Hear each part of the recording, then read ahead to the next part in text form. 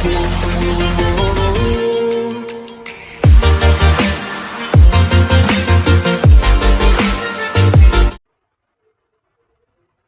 भाई आज का हमारा चैप्टर है lost spring, stories of stolen childhood. पहले मैं आपको इस टाइटल का डीप मीनिंग समझाऊंगा। देखिए, लॉस्ट का मतलब होता है खो जाना या खो गया, और स्प्रिंग का मतलब होता है बसंत। स्प्रिंग एक सीजन है और आप सभी को पता है कि स्प्रिंग सीजन में क्या होता है, सब तरफ ग्रीनरी होती है, हरियाली होती है, ब्यूटीफुल कलरफुल फ्लावर्स खिल जाते हैं सब तरफ, है ना। और हर तरफ बहुत ही डिलाइटेड वेदर होता है, बहुत ही खुशनुमा सा मौसम हो जाता है। लेकिन अगर मैं ये कहूं कि यार स्प्रिंग इंसान की जिंदगी से रिलेट करना है तो कैसे करेंगे। देखिए, स्प्रिंग जो है वो ग्रीनरी का प्रतीक है और ग्रीनरी को हम लोग हैप्पीनेस का प्रतीक मानते हैं, यानी खुशियों का प्रतीक मानते हैं। तो अगर मैं इस सेंस में रिलेट करूं तो टाइटल बनता है लॉस्ट स्प्रिंग, यानी खुशियां खो गई हैं। अब यहाँ पे किनकी खुशियां खो गई हैं सब टाइटल से समझिए। स्टोरीज ऑफ स्टोलन चाइल्डहुड, यानी वो चाइल्डहुड यानी वो बचपन जो स्टोलन यानी थर्ड फॉर्म चोरी हो गया, बचपन चोरी हो गया। यहाँ पर दो अलग अलग बच्चों की कहानियां जिनका बचपन चोरी हो गया है। अब बचपन कैसे चोरी हो जाता है, अगर मैं आपसे ये क्वेश्चन पूछूं कि how would you define childhood, आप बचपन को कैसे डिफाइन करेंगे, बचपन का क्या मीनिंग निकालेंगे, तो देखिए बचपन का अर्थ निकलता है जिसमें आपका आंसर क्या होगा। आपका आंसर होगा कि जी टेंशन ना होना, पढ़ना लिखना, खेलना कूदना, एंजॉय करना लाइफ को, है ना, यही होता है। कोई चिंता नहीं होती, कोई परेशानी नहीं होती। तो यहाँ पे अगर मैं ये बोलूं कि बचपन चोरी हो गया तो ऑब्वियस सी बात है कि वो एज जिसमें आपको पढ़ना लिखना खेलना कूदना चाहिए, उस उम्र में आपको ये दोनों चीजें नहीं मिली, ना पढ़ने लिखने को मिला ना खेलने कूदने को मिला, अर्थात आपका बचपन कहीं चोरी हो गया। तो ऐसी ही दो कहानियां हैं यहाँ पर, और जिनको लिखा है एनीस जंग ने। एनीस जंग 1964, एनीस जंग का जन्म 1964 में हुआ था and she was born in Rourkela. Rourkela is in Odisha, Rourkela Odisha में है। And spend her childhood and adolescence in Hyderabad, और उन्होंने अपना बचपन और अपना एडोलेसेंस का मतलब होता है टीनेज, उन्होंने कहाँ पे बिताया, हैदराबाद में। She received her education in Hyderabad and in the United states of America, उन्होंने अपनी शिक्षा हैदराबाद और यूनाइटेड स्टेट्स ऑफ अमेरिका में प्राप्त की। Her parents were both writers, उनके माता पिता दोनों ही लेखक थे। Anees Jung began her career as a writer in India, Anees Jung ने अपने करियर को एक राइटर के रूप में भारत में शुरू किया। She has been an editor and columnist for major newspapers in India and abroad, वो भारत के और अब्रॉड के बहुत बड़े बड़े अखबारों में, मेजर न्यूज़पेपर में एडिटर और कॉलमिस्ट के रूप में उन्होंने काम किया। The following is an excerpt, आगे जो हम पढ़ने वाले हैं वो एक एक्सर्प्ट मतलब पीस यानी सार या अंश है फ्रॉम हर बुक, जिसका टाइटल है lost spring, stories of stolen childhood.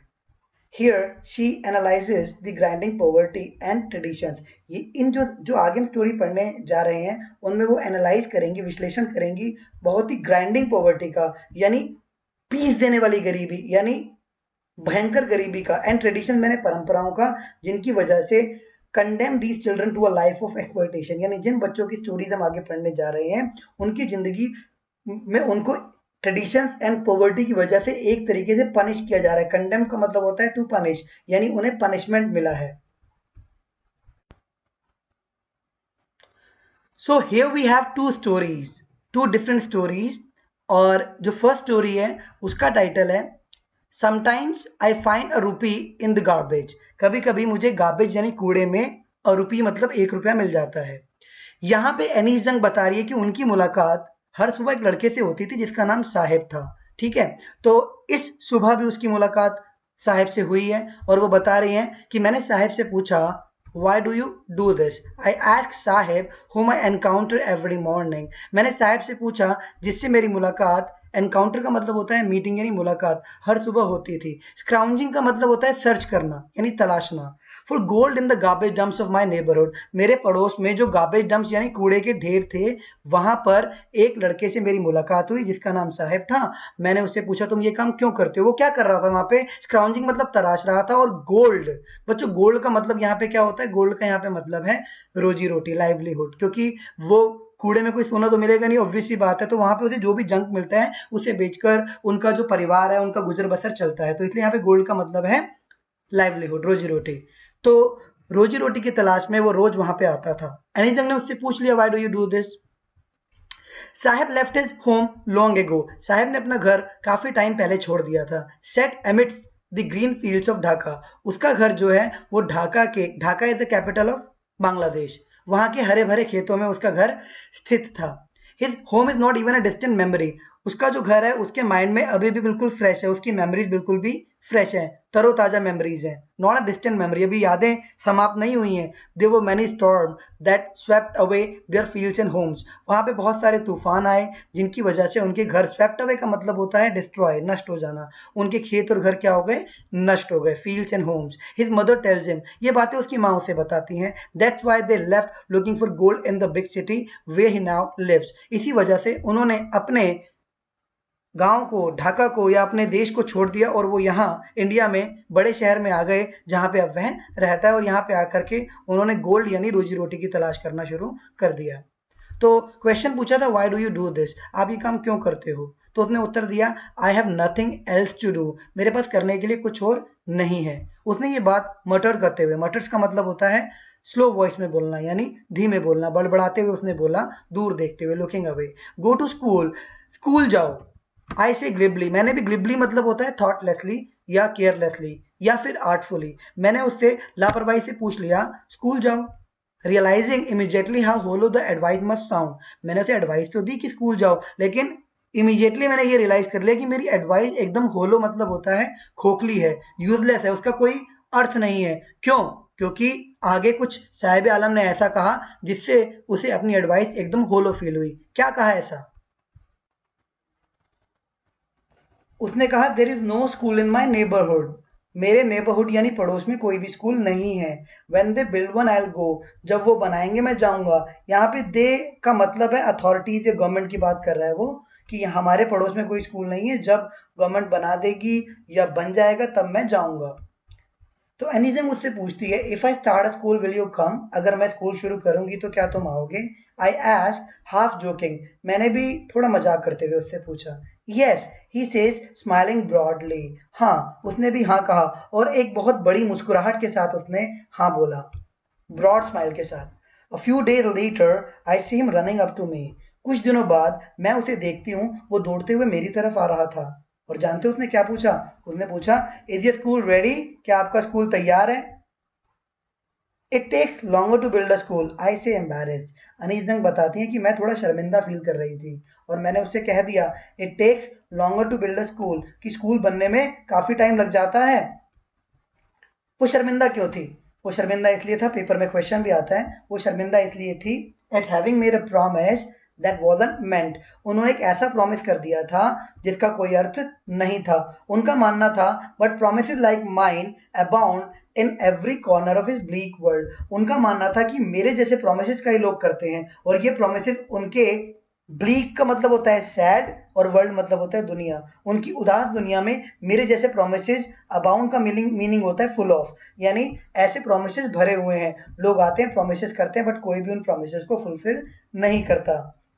After months of knowing him, कई महीनों उसको जानने के बाद, आई आस्क्ड हिज नेम, मैंने उसका नाम पूछा। साहिब आलम ही अनाउंसेस, उसने अनाउंस करते हुए, घोषणा करते हुए कहा, Sahib Alam, he does not know what it means. जब एनीस जंग ने उससे ये पूछा ना कि आपको आपके नाम का अर्थ पता है, तो वह अपने नाम का अर्थ नहीं जानता था।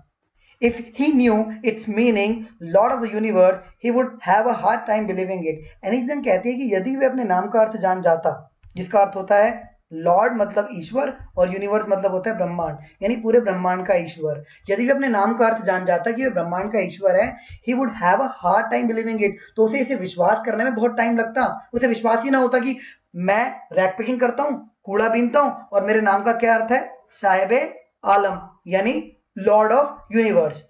Unaware of what his name represent, वो इस बात से बिल्कुल अनअवेयर है यानी अनजान है कि उसके नाम का क्या अर्थ है, उसका नाम क्या रिप्रेजेंट करता है।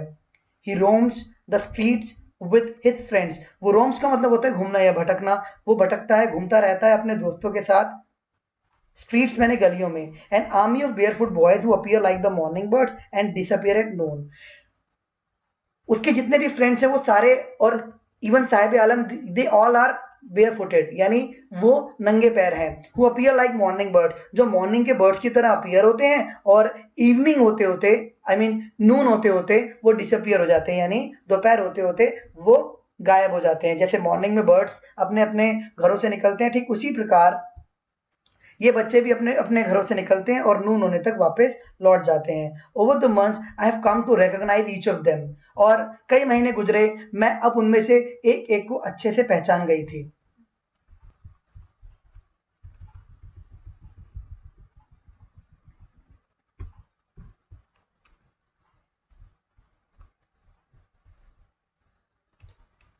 Why aren't you wearing chappals? आप चप्पल क्यों नहीं पहन रहे हो? I asked one, मैंने एक बच्चे से पूछ लिया। My mother did not bring them down from the shelf. मेरी मम्मी मुझे शेल्फ में से निकाल के नहीं देती। He answered simply, वो बहुत ही सिंपली आंसर देता है। Even if she did, he will throw them off. अगर उसकी मम्मी उसे निकाल के भी देगी तो वो फेंक देगा। Throw them off, उन्हें फेंक देगा।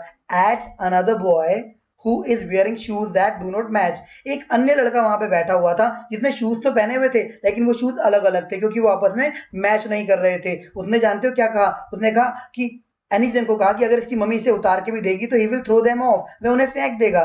When I comment on it, he shuffles his feet and says nothing. जब मैंने उनके शूज पर कमेंट किया कि आपने तो देखो अलग अलग तरीके के शूज पहने हुए हैं, वो मैच भी नहीं कर रहे हैं, तो इस पर उसने अपने शूज को शफल किया यानी मूव किया लेकिन कहा कुछ भी नहीं। I want shoes, मुझे शूज चाहिए, says a third boy, एक तीसरा लड़का बोलता है, who has never owned a pair all his life, जिसने अपनी पूरी जिंदगी में एक जोड़ी जूते नहीं पहने हैं। यानी ऑन मतलब होता है मालिक होना, यानी एक जोड़ी जूते का मालिक नहीं रहा है वह। Travelling across the country I have seen children walking barefoot, travel करते हुए कंट्री में ट्रैवल करते हुए मैंने देखा कि बहुत सारे ऐसे बच्चे हैं जो बेयरफुट यानी नंगे पैर हैं। इन सिटीज मतलब शहरों में, विलेज रोड्स मतलब विलेज के की सड़कों पर। It is not lack of money but a tradition to stay barefoot is one explanation. Anees Jung को किसी ने एक एक्सप्लेनेशन दिया यानी स्पष्टीकरण दिया। क्या? उन्होंने कहा it is not lack of money, ऐसा नहीं है कि ये पैसे की कमी की वजह से कि हमारे बच्चे जूते चप्पल नहीं पहनते हैं, बल्कि ये हमारा ट्रेडिशन यानी परंपरा है। इज वन एक्सप्लेनेशन, ये उन्होंने मुझे स्पष्टीकरण दिया। एनीजन को बड़ा सरप्राइज होता है, वंडर मतलब सरप्राइज। कहते हैं if this is only an excuse to explain away a perpetual state of poverty, I wondered, वो कहते हैं कि मुझे हैरानी है, क्या एकमात्र यही एक एक्सक्यूज है, एक बहाना है? एक्सप्लेन अवे मतलब होता है मिनिमाइज करना या हाइड करना। अब परपेचुअल स्टेट ऑफ पॉवर्टी यानी वो परपेचुअल का मतलब होता है कॉन्टिन्यूस। क्या वो अपनी कॉन्टिन्यूस स्टेट ऑफ पॉवर्टी को छिपाने के लिए या मिनिमाइज करने के लिए एक बहाना दे रहे हैं कि उनके बच्चे बेयर फुटेड इसलिए रहते हैं क्योंकि ये उनका एक ट्रेडिशन है? ये बातें सुनकर एनीजन कहते हैं कि मुझे कहानी याद आ गई। A man from Udupi once told me, Udupi में रहने वाले एक व्यक्ति ने मुझे एक कहानी सुनाई थी। As a young boy he would go to school past an old temple, जब वो छोटा था तो वो एक ओल्ड टेम्पल के सामने से गुजर करके स्कूल जाया करता था। Where his father was a priest, और उसी टेम्पल में उसके पिताजी प्रीस्ट यानी पुजारी हुआ करते थे। He would stop briefly at the temple, वो टेम्पल पे कुछ समय के लिए रुका करता था। And pray for a pair of shoes, और एक जोड़ी जूते के लिए वो प्रे किया करता था। 30 years later I visited his town, Anees Jung कहते हैं कि 30 साल बाद मैंने उसके टाउन को विजिट किया। एंड द टेम्पल, और टेम्पल को, which was now drowned in an air of desolation, जो अब ड्राउन मैंने डूब चुका था। एयर ऑफ डेजोलेशन का मतलब होता है वीरान या सुनसान हो चुका था, यानी सॉलिट्यूड में था। इन द बैकयार्ड, मैंने पीछे की तरफ, where lived the new priest, वहां पे एक नया प्रीस्ट रहा करता था। There were red and white plastic chairs, वहां पे रेड और व्हाइट प्लास्टिक चेयर्स रखी हुई थी। अ young boy dressed in a grey uniform wearing socks and shoes arrived painting, एक छोटा बच्चा जिसने ग्रे कलर की यूनिफॉर्म पहनी हुई थी, साथ में सॉक्स एंड शूज पहने हुए थे, वो वहां पे आ गया। पैंटिंग मतलब होता है ब्रीथलेस, हाफते हुए। And through his school bag on a folding bed, और उसने आते ही अपना स्कूल बैग किसके ऊपर थ्रो कर दिया? फोल्डिंग बेड के ऊपर। Looking at the boy, boy को देख करके I remember the prayer another boy had made to the goddess when he had finally got a pair of shoes. उस बच्चे को देख करके एनिजन को उस व्यक्ति की कहानी आगे याद आई कि उसने बताया था कि जब मुझे एक जोड़ी जूते मिल गए थे तो मैंने देवी से प्रार्थना की थी। क्या प्रार्थना की थी? Let me never lose them, कि कभी भी मैं इन जूतों को अब दोबारा लूज ना करूं। The goddess had granted his prayer, देवी ने उसकी प्रार्थना को स्वीकार कर लिया था। क्यों? क्योंकि young boys like the son of priest now वोर शूज, क्योंकि अब जो पुजारी के बच्चे हैं कम से कम उनको तो एक्सेस हुए शूज, यानी उनको तो अब जूते मिलने लगे हैं, अब तो वो जूते पहन के स्कूल जाने लगे हैं। बट एनीज जंग कहती हैं many others like rag pickers in my neighbourhood remain shoeless, लेकिन मेरे नेबरहुड यानी पड़ोस में बहुत सारे ऐसे रैक पिकर्स यानी कूड़ा बीनने वाले बच्चे हैं जो आज भी शूजलेस है, यानी बिना जूतों के, शूलेस हैं, बिना जूतों के आज भी रहते हैं।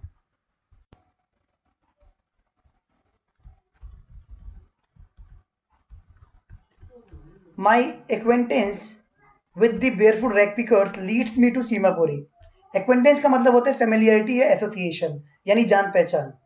मेरा जो जान पहचान था किसके साथ? बेयरफुट रैग पिकर्स के साथ, इन नंगे पैर वाले कूड़ा बीनने वाले बच्चों के साथ। लीड्स मी टू सीमापुरी, वो मुझे सीमापुरी ले गया। A place on the periphery of Delhi, ये बिल्कुल दिल्ली के पेरिफेरी का मतलब होता है बॉर्डर, ये दिल्ली के बिल्कुल बॉर्डर पे स्थित है Seemapuri. Yet miles away from it, है तो दिल्ली के बॉर्डर पर स्थित लेकिन फिर भी दिल्ली से माइल्स अवे। मेटाफोरिकली, मेटाफोर एक फिगर ऑफ स्पीच होता है which is used to present an indirect comparison in something. अब यहाँ पे समझने वाली बात यह है कि दिल्ली के बॉर्डर पे होते हुए दिल्ली से दूर है। कैसे? मैं आपको समझाता हूँ। देखिए, जहां as far as Delhi beauty is concern, amenities are concern, facilities are concern, glitter is concern, जो सुविधाएं हैं वो यहाँ पे नहीं है। जो जो कोर दिल्ली की सुविधाएं मिलनी चाहिए एज ए कैपिटल, जो भारत की राजधानी दिल्ली है उसमें जितनी सुविधाएं हैं जो मिलनी चाहिए वो यहाँ पे नहीं है। ठीक है, यहाँ पे साफ सफाई नहीं है, या यहाँ पे पानी की अच्छी व्यवस्था नहीं है, स्वच्छ जल नहीं आता है। तो इस तरह की चीजों को हम रिलेट कर सकते हैं कि दिल्ली का के बॉर्डर पे होते हुए भी ये दिल्ली से बहुत दूर है। तो मेटाफोरिकली इसके ऊपर क्वेश्चन भी आता है, किस तरीके से आप कंपेयर करेंगे, मैंने आपको समझा दिया।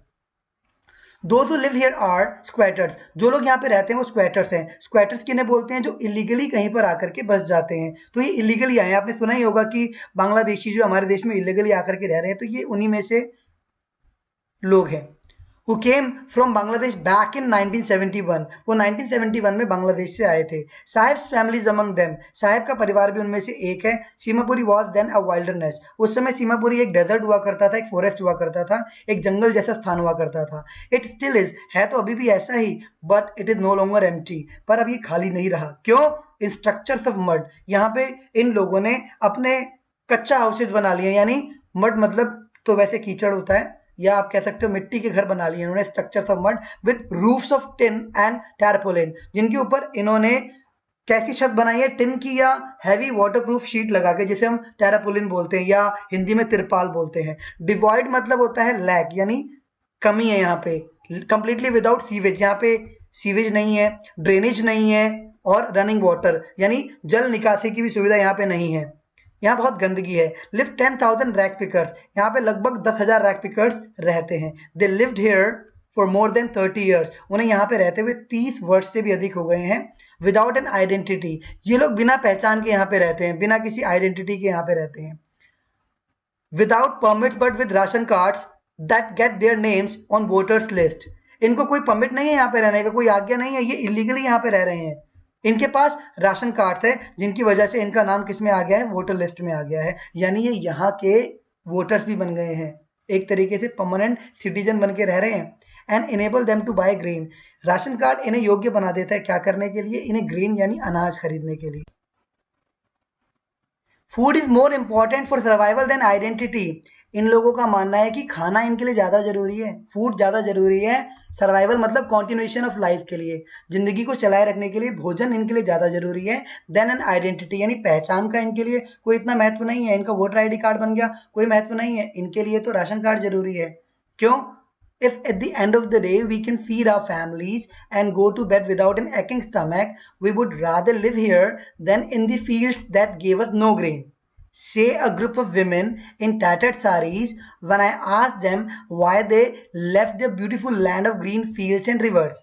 अनीस जंग बताती है कि जब मैंने वहां पर खड़ी कुछ महिलाओं से, जिन्होंने टैटर्ड मतलब होता है टॉर्न यानी फटी हुई साड़ी पहनी हुई थी, उनमें से कुछ महिलाओं से जब मैंने ये पूछा कि आप लोग ढाका में अपने हरे भरे खेत या सुंदर नदियों को, घर बार को छोड़ करके यहाँ पे क्यों आ गए, तो उनमें से एक महिला ने उत्तर दिया कि उन खेतों से हमें फूड प्राप्त नहीं होता है, उन खेतों से हमें ग्रीन प्राप्त नहीं होता है, अनाज प्राप्त नहीं होता। यहाँ पे if at the end of the day, यदि दिन के अंत में we can feed our families, हम अपने परिवारों को खिला देते हैं, and go to bed without an acting stomach, और हम बेड पर रात को सोने के लिए बिना पेट में दर्द के, भूख की वजह से बिना पेट में दर्द के हम अपने बेड्स पर चले जाते हैं, तो हम तो यहीं रहना ज्यादा पसंद करेंगे। क्यों? We would rather live here than in the fields, उन खेतों में रहने के बजाय, that give us no grain, जो हमें कोई अनाज उपलब्ध नहीं कराते, हमारा पेट नहीं भरते। Say a group of women in tattered sarees when I asked them why they left their beautiful land of green fields and rivers, जब मैंने उनसे पूछा कि उन्होंने क्यों छोड़ दिया। Wherever they find food, जहां भी उन्हें भोजन मिलता है, यानी जहां भी उन्हें लगता है कि यहां से रैक पैकिंग करके वो अच्छा कमा लेंगे, they pitch their tents, वहां पर वो अपने टेंट्स को या अपने टेम्परेरी हाउस को क्या कर लेते हैं, फिक्स कर लेते हैं। their tents that become transit home, यानी ये उनके ट्रांजिट होम है, यानी चेंजेबल होम है, ट्रांसफरेबल होम है, जब मर्जी ये कहीं भी अपने इन घर को बना लेते हैं, टेम्परेरी हाउसेज होते हैं, और जब मर्जी इन्हें चेंज कर लेते हैं। Children grow up in them, बच्चे इनमें ग्रो अप हो जाते हैं, बिकम पार्टनर्स इन सर्वाइवल, और अपने मम्मी पापा के इस बिजनेस में यानी रैक पैकिंग में क्या बन जाते हैं, पार्टनर्स बन जाते हैं। जो उनका ये सर्वाइवल का बिजनेस है, यानी कॉन्टिन्यूशन ऑफ लाइफ का ये जो बिजनेस है, उसमें वो पार्टनर्स बन जाते हैं, यानी बच्चे भी उनमें ये काम करना शुरू कर देते हैं उनके साथ मिलकर के। And survival in Seemapuri means rack packing, Seemapuri में सर्वाइव करने का, लाइफ को चलाए रखने का केवल एक ही माध्यम है, एक ही जरिया इन लोगों के पास, और वो है रैक पैकिंग, मतलब कूड़ा बीनना। Through the years it has acquired the proportions of a fine art, कई वर्षों में इसने एक्वायर्ड का मतलब होता है ऑब्टेन कर लेना, इसने क्या ऑब्टेन कर लिया, क्या प्राप्त कर लिया है, प्रोपोर्शन ऑफ फाइन आर्ट, यानी अपने आप में एक पार्ट बन चुका है, एक पोर्शन बन चुका है फाइन आर्ट का। फाइन आर्ट का मतलब होता है skill that needs practice to perfect, यानी अपने आप में ये इतने कुशल हो गए हैं क्या करने में, रैक पिकिंग करने में, कि ये अब इनकी लाइफ का एक महत्वपूर्ण प्रोफेशन या पार्ट बन चुका है। Garbage to them is gold, garbage यानी कूड़ा उनके लिए गोल्ड है। गोल्ड मैंने आपको बताया उनकी रोजी रोटी है। It is their daily bread, ये उनकी रोज की रोटी है, ब्रेड है। A roof over their heads, ये उनके सिरों पर छत के समान है। Even if it is a leaking roof, उन्हें कोई फर्क नहीं पड़ता यदि ये रूफ यानी छत लीक भी होती है, इसमें लीकेज सा भी होता है। But for child it is even more, पर बच्चों के लिए कूड़े का अलग ही अर्थ है। देखिए यहाँ पे क्वेश्चन आता है कि एल्डर्स के लिए और चिल्ड्रन के लिए, किड्स के लिए कूड़े के अलग अलग अर्थ कैसे हैं। तो जैसा कि मैंने आपको बताया कि इनके लिए कूड़ा क्या है, इनके लिए कूड़ा गोल्ड के समान है, इनकी रोजी रोटी है, क्योंकि it is their daily bread, ये उनकी रोज की रोटी है। क्यों? क्योंकि इसको बेच करके, इसको जिसमें से जो भी जंक इकट्ठा होता है उसे बेच करके ये अपना ब्रेड अर्न करते हैं। रूफ ओवर देयर हेड्स, और ये उनके घर को मेंटेन करके रखता है, जो भी उनका जो टेम्परेरी होम्स हैं या फिर इनके मड वाले हाउसेज हैं, उनको इनके सर पर मेंटेन करके रखता है। क्योंकि जब तक अर्निंग नहीं करेंगे तो घर पे छत भी मेंटेन कैसे रह पाएगी, नहीं रह पाएगी। Even if it is a leaking roof, और कोई फर्क नहीं पड़ता कि इतनी सारी कमियां हैं, इतनी सारी प्रॉब्लम है, बरसात के टाइम पर अगर इनकी छत लीक भी होती है तो इन्हें कोई फर्क नहीं पड़ता, कम से कम इनके सर पर एक आसरा तो है, रहने की एक छत तो है, सिर छुपाने का एक जरिया तो है इनके पास। But for child it is even more, पर बच्चे के लिए ये थोड़ा ज्यादा है। गार्बेज को जिस नजरिए से एल्डर्स देखते हैं, बच्चों का नजरिया गार्बेज को देखने का थोड़ा डिफरेंट है। कैसे? I sometimes find a rupee, even a 10 rupee note. Sahib says, his eyes lighting up. Sahib कहता है कि कभी कभी मुझे कूड़े में अ रुपी, 1 रुपया, इवन अ 10 रुपी नोट, और कभी कभी तो 10 रुपए का नोट भी मिल जाता है मुझे। और जानते हो ये कहते कहते उसकी आंखों में एक चमक सी आ जाती है, लाइटिंग अप। बच्चे कभी कोई चीज खुशी से बताते हैं ना, तो उनकी आईज वाइड हो जाती हैं और उनके फेस पर एक बिग ब्रॉड स्माइल आ जाती है। वैसे ही साहिब कहता है कि कभी कभी तो मुझे 1 रुपया और कभी कभी तो 10 रुपए भी मिलते हैं। When you can find a silver coin in a heap of garbage, you don't stop scrounging. बच्चों के नजरिए से यदि आपको चांदी जैसा चमकता हुआ कोई कॉइन मिल जाए गार्बेज के अंदर, कूड़े के अंदर, यू डोंट स्टॉप स्क्रॉन्जिंग, आप तलाशना, सर्च करना बंद नहीं करेंगे। For there is a hope of finding more, क्योंकि आपके मन में एक आशा पैदा हो जाएगी कुछ और सिक्के प्राप्त करने की, कुछ और मनी प्राप्त करने की। It seems that for children garbage has a different meaning, garbage has a meaning different from what it means to their parents. Annie John कहती है कि ऐसा लगता है कि गार्बेज का अर्थ बिल्कुल भिन्न है। किसके लिए? बच्चों के लिए। किसकी अपेक्षा, तुलना में? उनके पेरेंट्स की तुलना में। For the children it is wrapped in a world, बच्चों के लिए गार्बेज एक ऐसा वर्ल्ड है जो किससे कवर्ड है, वंडर से यानी सरप्राइजेस से यानी हैरानी से। For the elders it is a means of survival, पर एल्डर्स के लिए यानी बड़े लोगों के लिए ये एक मीन्स यानी माध्यम या जरिया है सर्वाइवल का, यानी लाइफ को चलाए रखने के लिए, जिंदगी को चलाए रखने के लिए। One winter morning I see Sahib standing by the fenced gate of the neighborhood club, watching two young men dressed in white playing tennis. एक विंटर की मॉर्निंग की बात है, सर्दियों की सुबह की बात है। I see sahib standing by the fenced gate, मैंने साहिब को देखा वो एक फेंस वाले गेट के पास खड़ा हुआ था। फेंस का मतलब होता है बैरिकेटेड या नेटेड कह सकते हो, जाली वाला, जिसके चारों तरफ हैजेस लगे होते हैं। तो मैंने उसको एक ऐसे क्लब के बाहर खड़े हुए देखा जो मेरे नेबरहुड में था, और उसके फेंस के पास खड़ा हुआ था वो। वॉचिंग टू यंग मैन, दो यंग मैन को देख रहा था। ड्रेस मतलब उन्होंने ड्रेस पहनी हुई थी व्हाइट कलर की, और वो टेनिस खेल रहे थे। आई लाइक द गेम, उसने कहा मुझे ये गेम बहुत पसंद है। ही हम्स, उसने हम करते हुए कहा कि किस तरीके से, मुझे ये गेम ना बहुत पसंद है। This is humming sound. Content मतलब होता है संतुष्ट, satisfied. To watch it standing behind the fence, और वो फेंस के पीछे खड़े हुए इस गेम को देख करके बड़ा ही संतुष्ट दिख रहा था। I go inside when no one is around, और उसने ये भी कहा कि मैं अंदर जाऊंगा जब आसपास कोई नहीं होगा। इस बात को वो एडमिट करता है यानी स्वीकारता है। The gatekeeper let's me use the swing, gatekeeper जो है मुझे, स्विंग का मतलब होता है झूला, गेटकीपर मुझे जो है झूले का प्रयोग करने देगा। Sahib is too wearing a tennis shoes, Sahib ने भी टेनिस वाले शूज पहने हुए हैं। That look strange over his discoloured shirt and shorts, जो दिखने में बड़े ही स्ट्रेंज मतलब होता है विचित्र या अजीब, जो बड़े ही अजीब दिख रहे हैं उसकी डिस्कलर्ड शर्ट एंड शॉर्ट्स। उसने जो कपड़े पहने हुए हैं, शर्ट एंड शॉर्ट्स यानी शर्ट एंड निकर्स, उसका कलर उड़ गया है, डिस्कलर्ड हो गए हैं, फेडेड हो गए हैं, और उनके साथ जो उसने टेनिस शूज पहने हुए हैं वो दिखने में बड़े ही स्ट्रेंज नजर आ रहे हैं। Someone gave them to me, he says in the manner of an explanation. जब एनीस जंग उसके शूज को देखती है तो वो सफाई देने के भाव में, एक्सप्लेनेशन देने के भाव में कहता है कि ये मुझे किसी ने दिए हैं। The fact that they are discarded shoes, सच्चाई तो ये है कि ये डिस्कार्डेड मतलब होता है रिफ्यूज या थ्रोन अप, ये फेंके हुए जूते हैं। ऑफ सम रिच बॉय, किसी अमीर बच्चे ने उनको फेंक दिया है, डिस्कार्ड कर दिया है। who perhaps refused to wear them because of a hole in one of them, उसने perhaps मतलब होता है शायद, उसने शायद इन जूतों को पहनने से मना कर दिया है। क्यों मना कर दिया है? क्योंकि उनमें से एक में होल है। डज नॉट बॉदर हिम, लेकिन ये बात किसको परेशान नहीं करती? साहिब को। क्यों? For one who has walked barefoot even shoes with a hole is a dream come true, कि भाई एक ऐसा बच्चा जो अपनी लाइफ में हमेशा बेयरफुट रहा, नंगे पैर रहा, उसे अगर एक जोड़ी जूते मिल जाएं और अगर उनमें से एक में होल भी है तो उसे कोई फर्क नहीं पड़ता। It doesn't make any difference to him. You know why? Because it's like a dream come true, ये उसके लिए एक सपना सच होने के समान है। But the game he is watching so intently, पर वो कहते हैं कि पर जिस गेम को वो बहुत ही इतना इंटेंटली मतलब होता है केयरफुली या कीनली वॉच कर रहा है, वो उसकी रीच यानी पहुंच से बाहर है। इसका ये मतलब हुआ कि वो शूज तो पहन सकता है क्योंकि वो किसी ने फेंक दिए हैं तो उसने पहन लिए, लेकिन वो गेम जिसको वो वॉच कर रहा है, टेनिस, इतने इंटरेस्ट से देख रहा है, वो गेम उसकी पहुंच से बाहर है, क्योंकि वो तो इतना भी नहीं अफोर्ड कर सकता कि वो जूते खरीद सके, तो वो उस गेम को कैसे खेलेगा। This morning Sahib is on his way to the milk booth, इस मॉर्निंग जब एनीस जंग ने साहिब को देखा तो वो मिल्क बूथ पे जा रहा है, दूध की दुकान पे। In his hand is a steel canister, उसके हाथ में स्टील का एक कैनिस्टर है। कैनिस्टर का मतलब होता है container. I now work on a tea stall down the road, वो कहता है मैं रोड के उस पार चाय की एक दुकान पे काम करता हूँ। पॉइंटिंग इन द डिस्टेंस, वो दूरी पर इशारा करते हुए कहता है कि मैं चाय की दुकान पे काम करता हूँ। I am paid 800 rupees in all my meals, वहाँ पे मुझे 800 रुपीज मेरी सैलरी मिलती है और मुझे मेरा खाना मिलता है। Does he like the job? I ask, बड़ा इंपॉर्टेंट क्वेश्चन आता है कि क्या साहिब को उसकी जॉब पसंद थी, या उसके चेहरे से एक केयर फ्री लुक कैसे चली गई?